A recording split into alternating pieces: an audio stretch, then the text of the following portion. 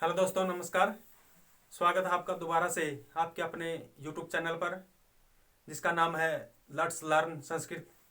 दोस्तों, हम छंद कर रहे हैं, जिसमें हमने अभी तक 4 छंदों को कर लिया है। उसमें हमारा पहला था अनुष्टुप छंद, फिर हमारा इंद्र वज्रा छंद, और फिर किया हमने उपेंद्र वज्रा, और अंतिम जो हमारा उपजाति छंद था, उपजाति छंद में हमने बताया था कि यह एक मिश्रित छंद है। मिश्रित छंद का मतलब इसमें इंद्र वज्रा और उपेंद्र वज्रा दोनों ही छंदों का मिश्रित रूप मिलेगा। ठीक है, किसी भी उदाहरण में आपको हो सकता है कि इंद्र वज्रा के लक्षण दिखाई दे उपजाति में, ठीक है, या फिर उपेंद्र वज्रा के दिखाई दे, या फिर ये भी हो सकता है कि पूरे ही पद्य में आपको इंद्र वज्रा दिखाई दे या उपेंद्र वज्रा दिखाई दे, या फिर हो सकता है कि एक चरण में आपको उपेंद्र वज्रा दिखाई दे और दूसरे ही चरण में आपको इंद्र वज्रा दिखाई दे। ये हमने उपजाति के लक्षण बताए थे, जो कल हमने कंप्लीट भी, पिछले वीडियो में कंप्लीट भी कर लिया था। आज हमारा छंद है, उसका नाम है वंशस्थ छंद। वंशस्थ छंद, ठीक है, इसका नाम याद होना चाहिए अच्छी तरीके से। वंशस्थ छंद है ये, और इसका लक्षण या इसकी पहचान आप कह सकते हो, जतौ तु वंशत मुदीरितम जरऊ। जतौ तु वंशत मुदीरितम जरऊ। हर छंद का आपको लक्षण या पहचान आपको याद होनी चाहिए।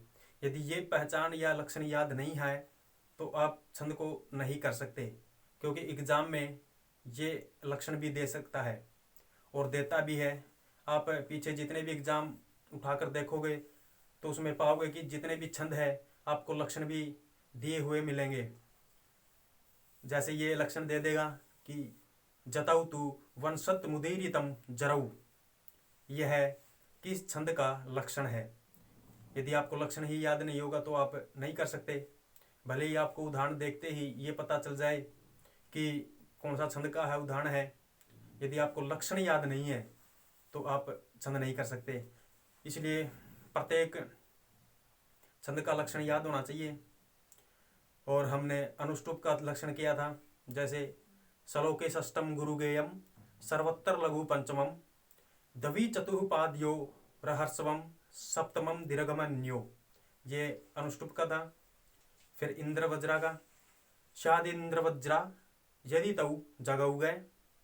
फिर हमने किया था उपेंद्र वज्रा का, उपेंद्र वज्रा जत जहा सत तो गऊ। उपेंद्र वज्रा जत जहाज तो गऊ। फिर हमने किया था उपजाति छंद का। उपजाति छंद में था अनंत्रो दृत लक्षम भाजऊ। अनंत्रो दृत लक्षम भाजऊ पादऊ यदि याव उपजात्यस्था। अनंत्रो दृत अनंत्रो दृत लक्षम भाजऊ पादऊ यदि याव उपजात्यस्था। ठीक है, ये उपजाति का था। और आज हमारा वंशस्थ छंद है, इसका लक्षण बनेगा जतौ तु वंशत मुदीरितम जरऊ। तो अब देखते हैं ये क्या कैसे है। देखो,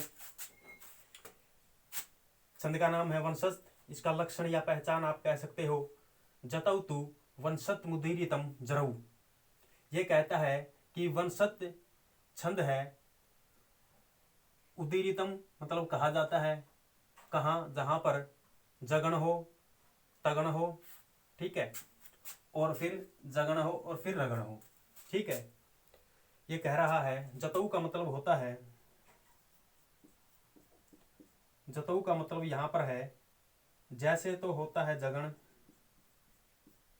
जगण होगा, तैसे तगण।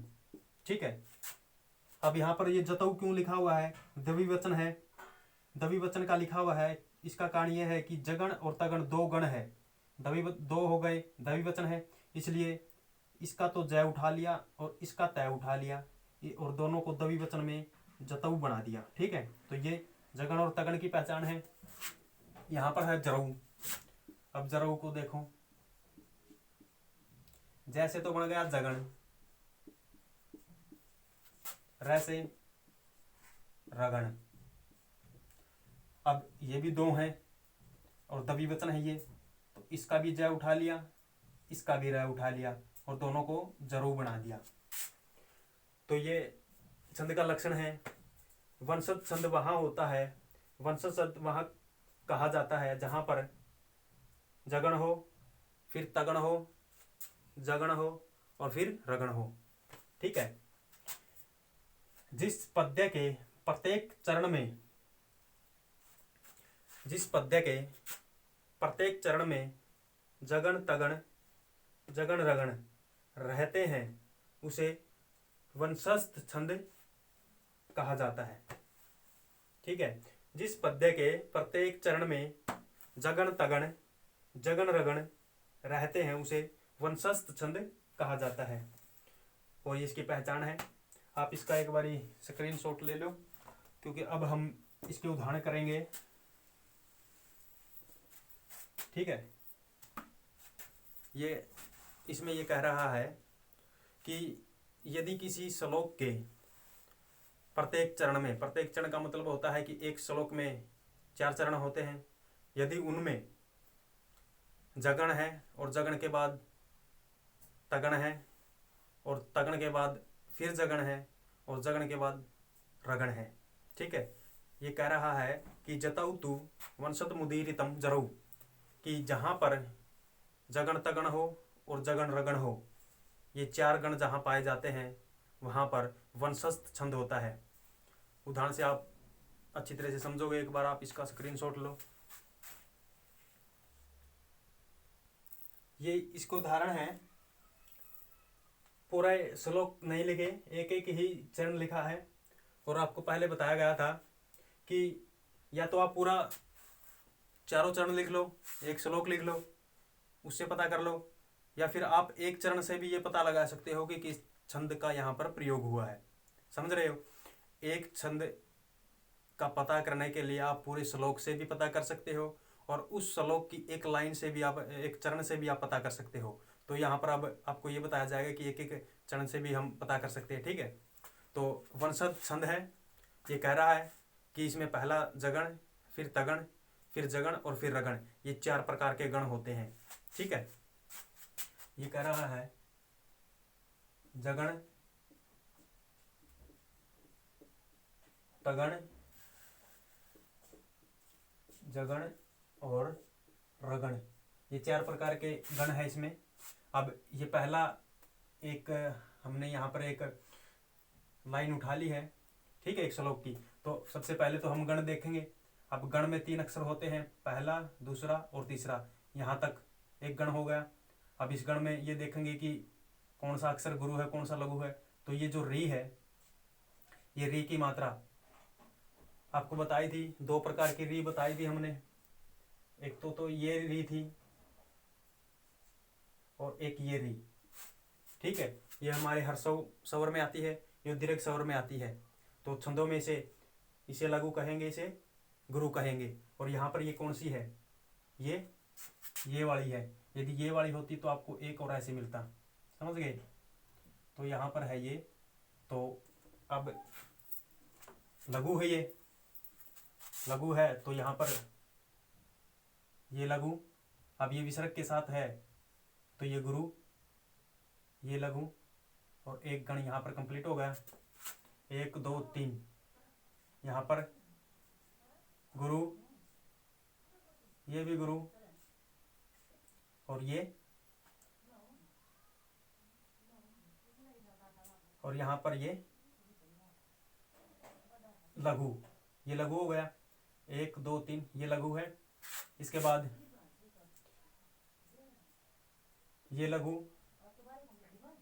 और ये देखो, ये व्यंजन है। व्यंजन की हम गणना नहीं कर सकते तो ये इसी में गिना जाएगा। तो यहाँ पर ये 2 हो गए और ये गुरु है, आ की मात्रा है। तो इसके बाद ये गुरु हो गया और यहाँ पर 1 2 3 और ये हमारा गुरु हो गया और एक गण ये बन गया। ठीक है। अब यहाँ पर देखो 1 2 3 1 2 क्या रह गया यहाँ पर, 1 2 3, 1 2 3, 1 2 3, एक मिनट रुको भैया, यहाँ पर क्या रहा, यहाँ पर जो गलती निकल रही है ये है कि, एक मिनट, ये पूरा का पूरा एक भुजाम है, ठीक है, ये हलंत नहीं है, ये भुजाम है, इसलिए यहाँ पर एक गलती निकल रही थी। अब देखो यहाँ पर हो गया ये और ये, अब देखो 1 2 3, ये क्या है, लघु, ये गुरु, ये लघु, एक ये गण कंप्लीट हो गया। अब यहाँ पर देखो ये गुरु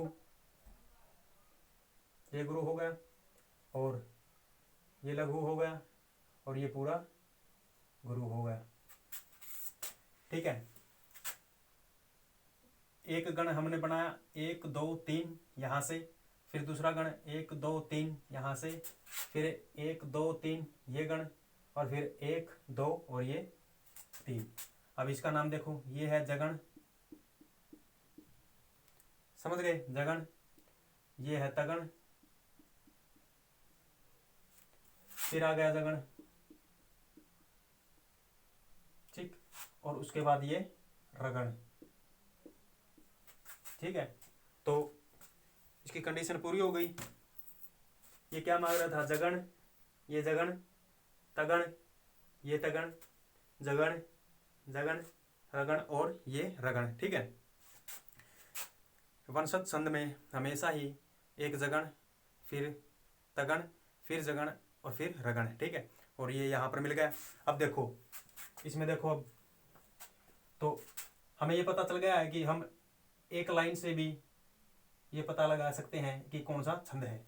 अब यहाँ देखो, पहले 3 अक्षर लेंगे, एक गण बनाएंगे, अब देखेंगे कौन सा लघु गुरु है। अब ये देखेंगे ये क्या लघु है, ये गुरु है, ये लघु है, एक गण यहाँ कंप्लीट हो गया, ये गुरु है, ये गुरु है, ये लघु है, एक कंप्लीट है यहाँ हो गया, ये लघु, ये गुरु, ये लघु, ठीक, और ये गुरु, ये लघु और ये गुरु, एक यहाँ कंप्लीट हो गया। अब देखो यहाँ क्या है, जगण, जगण हो गया, तगण हो गया, अब दोबारा से जगण और ये रगण। देखो दोनों एक से, जगण है, तगण है, जगण है, रगण है, जगण है, तगण है, जगण है, रगण है, और वो जगण तगण जगण रगण, ठीक है। इस छंद की विशेषता है इसमें 4 गण पाए जाएंगे और चारों गण, एक होता है जगण, एक तगण, एक जगण, फिर रगण। अब यहाँ देखें, यहाँ क्या है, ये लघु हो गया, ये गुरु हो गया, ये लघु हो गया, एक गण ये हो गया और ये गुरु, अब ये लघु, ठीक है, ये लघु हो गया और एक ये। अब यहाँ तो क्या लिखे, इसका नाम का यहाँ लिख देते हम, या फिर ये ऐसे कर लो, यहाँ लिख दो, तो एक मिनट रुको, 1 2 3, ठीक, गुरु, और हाँ ये इसके साथ इसको पूरा कर रहा है, ये राय को, ये इसका व्यंजन अनुस्वार भी बना सकते थे, लेकिन अनुस्वार के साथ आप एक चीज जरूर ध्यान रखोगे कि जैसे भी ये आधा अक्षर है, ये आधा जो व्यंजन है, ये जिसके साथ जोड़ा जाता है उसको गुरु बना देता है, ठीक है।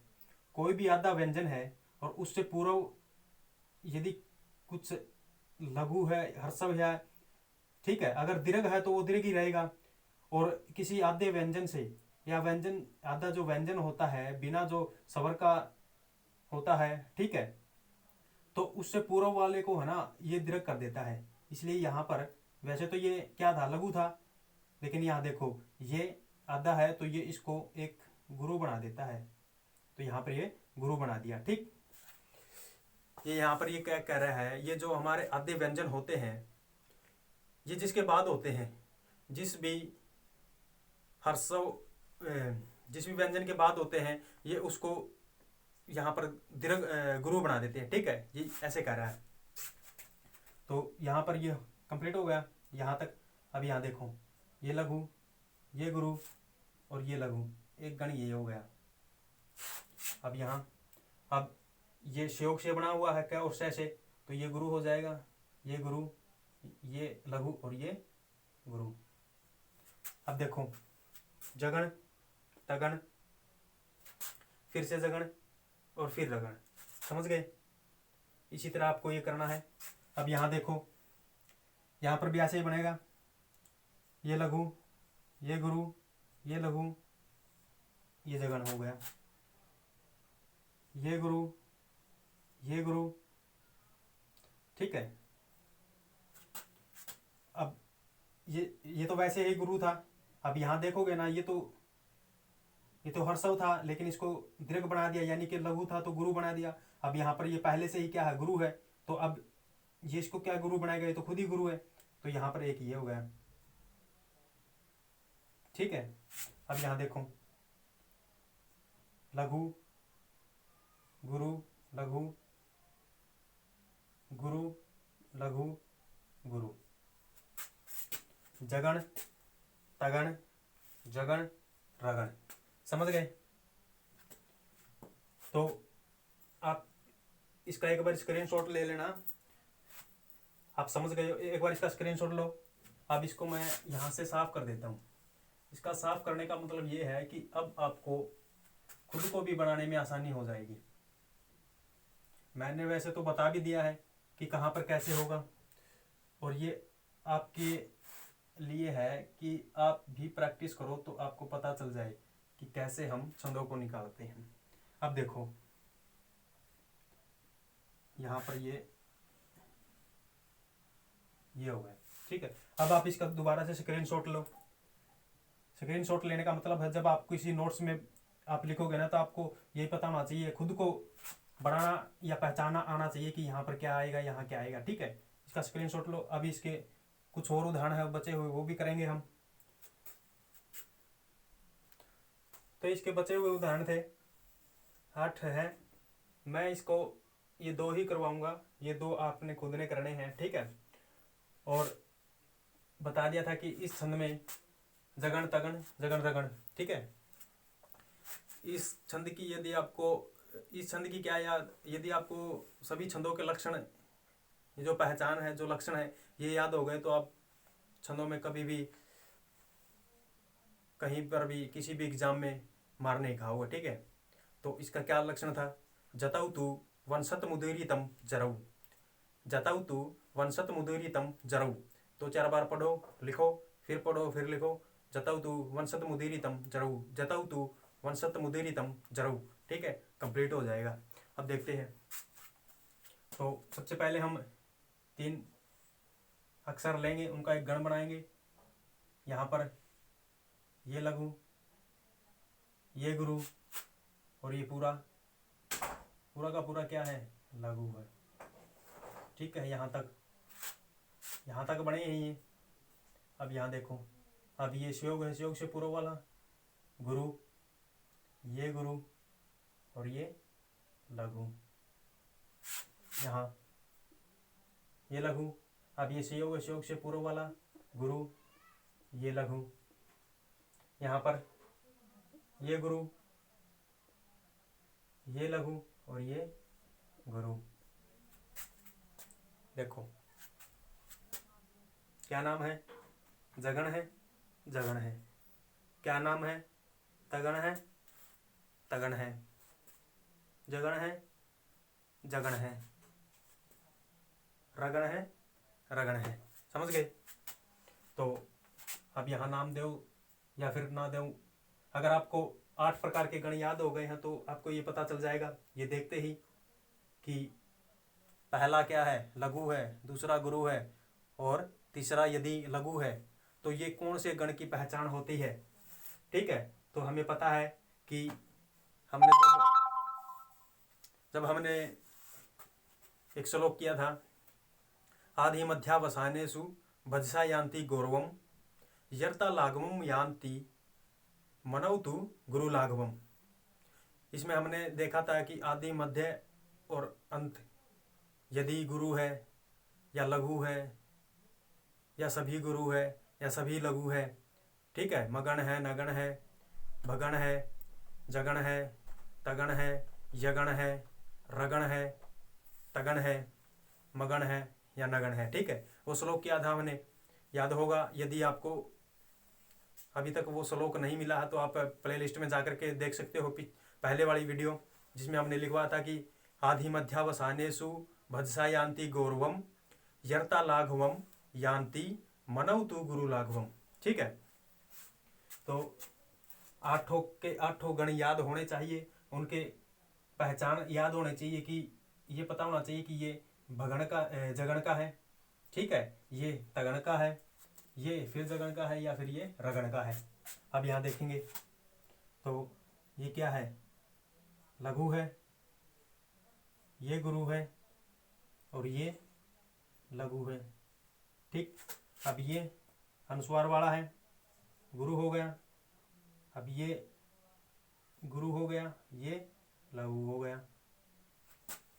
ये लघु, ये शयोग है, शयोग से पूर्व वाला गुरु, और ये लघु, ये गण तैयार हो गया। समझ गए। अब देखो ये यहाँ पर ये ओ की मात्रा है, तो यहाँ पर ये गुरु, ये लघु, ये विसर्ग वाला है, तो ये गुरु, एक गण ये तैयार हो गया।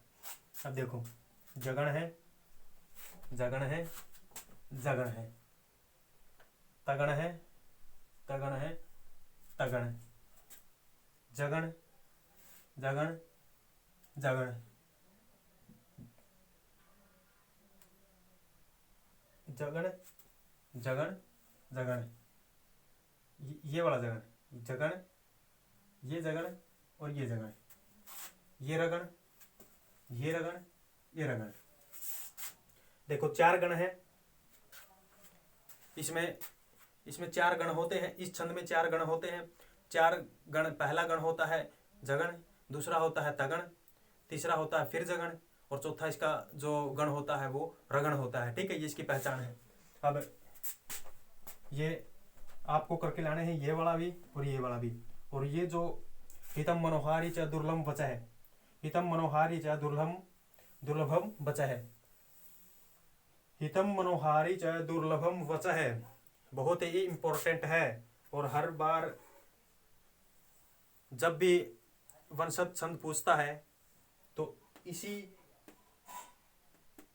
श्लोक से, इसी परिभाषा से, इसी लक्षण से हर बार ये पूछता है, ठीक है। तो आपको पता होना चाहिए, ये आपके लिए है, आपको ये करना है, ठीक है। मैं इन चिन्हों को मिटा देता हूँ ताकि आप दोबारा जब करो तो आपको बनाने में आसानी हो, ठीक है। और जो हमारा ये वंशज छंद था ये समाप्त हो चुका है। ये आपको बना के लाने हैं। सबसे पहले तो आपको गण बनाने हैं। 3 अक्षरों का एक गण, 3 अक्षरों का एक गण, 3 अक्षरों का एक गण, और ये 3 अक्षरों का एक गण। 3 अक्षरों का गण, ये गण, ये गण और एक ये गण, ठीक है। गण बनाने के बाद क्या करना है, गण बनाने के बाद आपको ये देखना है कि उस गण में पहला अक्षर क्या है, दूसरा क्या है, तीसरा क्या है। क्या है का मतलब यहाँ पर है कि लघु है या फिर गुरु है। और ऐसे आप गुरु है, लघु है, गुरु है, लघु है, गण बनाते जाइए। अंत में यदि कोई बचता है, जैसे इंद्र वज्रा और उपेंद्र वज्रा में बच रहे थे, अंत में 2 गुरु बच रहे थे, तो उन्हें छोड़ दो। जहाँ पर जितना भी गण कंप्लीट होता है उसे गण को कंप्लीट करो। तो अब हमारा इतना ही होगा। ये इससे आगे जो छंद है उसको करेंगे। आप इसका स्क्रीनशॉट ले लेना, और अच्छा लगता है तो लाइक भी करते रहिएगा, ठीक है। आज का हमारा इतना ही होगा। धन्यवाद।